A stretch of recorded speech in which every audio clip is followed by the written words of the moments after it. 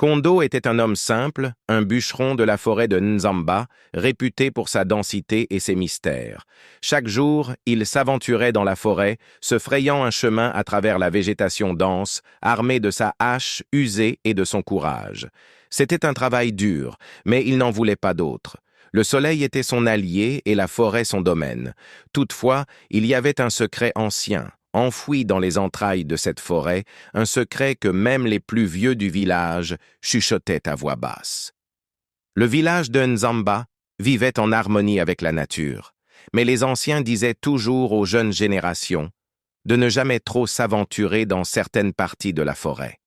Ils parlaient d'une pierre, une pierre particulière qui, selon la légende, renfermait un esprit maléfique sous la forme d'un serpent géant. Mais Kondo, comme beaucoup de jeunes hommes, ne croyait pas à ces histoires de vieillards. Pour lui, elles n'étaient que des contes pour effrayer les enfants. Un matin, alors que la brume légère s'élevait des cimes des arbres, Kondo s'aventura plus profondément que d'habitude. Il avait repéré un arbre majestueux qu'il voulait abattre, mais pour y parvenir, il devait d'abord dégager un peu de terrain. C'est là qu'il la trouva. Une pierre étrange, noire et lisse, couverte de mousse, qui semblait avoir été placée là depuis des siècles. Intrigué, il s'agenouilla pour l'examiner de plus près. Il n'avait jamais vu une pierre comme celle-ci, mais il ne pensa pas une seconde à l'avertissement des anciens. Kondo la repoussa d'un coup de pied, espérant ainsi dégager l'espace nécessaire. La pierre roula sur le sol avec un bruit sourd, mais ce bruit n'était pas seul. Un léger grincement, comme un souffle lourd, s'éleva de la terre. Kondo frissonna, mais ne pensa pas à l'origine de ce son. Il continua son travail, taillant les branches et coupant le bois. Ce qu'il ne savait pas, c'était que, derrière cette pierre, se trouvait une créature ancienne, prisonnière de son propre sort, un serpent gigantesque nommé Baku.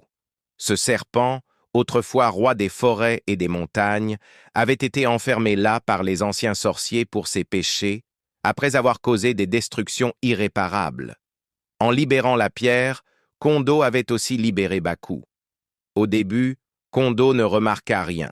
Il abattit son arbre et retourna chez lui, sans se douter que sa vie et celle de son village allèrent bientôt changer à jamais. Le lendemain, les événements commencèrent à prendre une tournure étrange. Des animaux de la forêt se mirent à disparaître mystérieusement. Les récoltes, autrefois abondantes, commencèrent à se faner.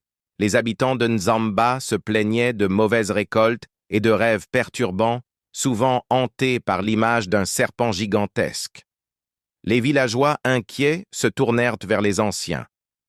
C'est là qu'un vieux sage, nommé Kofi, leur raconta une histoire qu'il avait entendue dans sa jeunesse. Il parle d'un serpent maléfique, enfermé depuis des générations. Lorsqu'un être humain briserait la pierre sacrée, le serpent se libérerait et répandrait le mal sur la terre. Kondo se sentit soudainement pris de vertige. Il réalisa que la pierre qu'il avait déplacée était peut-être à l'origine de tous ces malheurs. Quelques jours après, la situation devint insupportable. Des rumeurs couraient dans le village sur des serpents géants vus la nuit. Des personnes disparurent, et les maisons étaient parfois retrouvées renversées, comme si une force surhumaine les avait écrasées. Kondo, accablé de culpabilité, décida de retourner dans la forêt pour tenter de réparer ce qu'il avait fait. En s'enfonçant dans la forêt, il sentit une présence étrange, comme si les arbres eux-mêmes observaient ses moindres mouvements. Lorsqu'il arriva sur le site où il avait déplacé la pierre, il aperçut, non loin, une silhouette gigantesque se faufilant dans les ombres. Le serpent Baku. Il était immense, des écailles noires comme la nuit, et ses yeux brillaient d'un rouge malveillant. Kondo, paralysé par la peur, ne savait que faire. Le serpent, dans un murmure guttural, s'adressa à lui.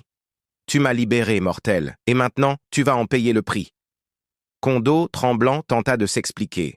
« Je ne savais pas ce que je faisais. Je suis désolé. » Baku haussait une langue rouge et acérée, s'enroulant autour des arbres comme un vent sinistre. « Désolé ne suffira pas. Je vais détruire ce village et toi avec. Kondo savait qu'il ne pouvait pas lutter contre une créature aussi puissante, mais il se rappela les paroles des anciens. Il y avait peut-être un moyen de vaincre Baku, mais il devait d'abord comprendre la vraie nature du serpent. Se précipitant dans la forêt, il chercha un ancien artefact que Kofi lui avait montré, une amulette capable de contenir le pouvoir maléfique d'un esprit. Au moment où il trouva l'amulette, une terrible secousse fit trembler la terre. Le serpent Baku était sur le point de détruire le village. Kondo, avec l'amulette serrée dans sa main, se précipita vers le serpent. Il savait que la lutte ne serait pas facile. Dans un combat acharné où la terre tremblait sous les coups du serpent, Kondo réussit à placer l'amulette sur le serpent, qui poussa un cri strident. Ses écailles brillèrent d'une lumière intense, puis une explosion de lumière emplit la forêt. Quand la lumière se dissipa, Baku avait disparu. Il était de nouveau emprisonné, mais cette fois à l'intérieur de l'amulette. Kondo, épuisé, rentra chez lui, le cœur lourd.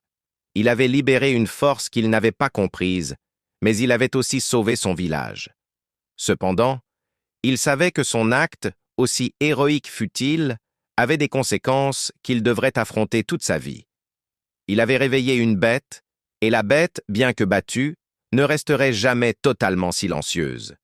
Le village de Nzamba retrouva peu à peu sa sérénité, mais l'histoire de Kondo et du serpent maléfique ne serait jamais oubliée. Chaque génération, les anciens racontaient l'histoire de celui qui, sans savoir, libéra un mal ancien. Et Kondo, devenu le gardien des forêts, veillait toujours attentif, sachant que parfois, dans les forêts les plus profondes, les pierres et les secrets peuvent contenir plus que ce que l'on imagine.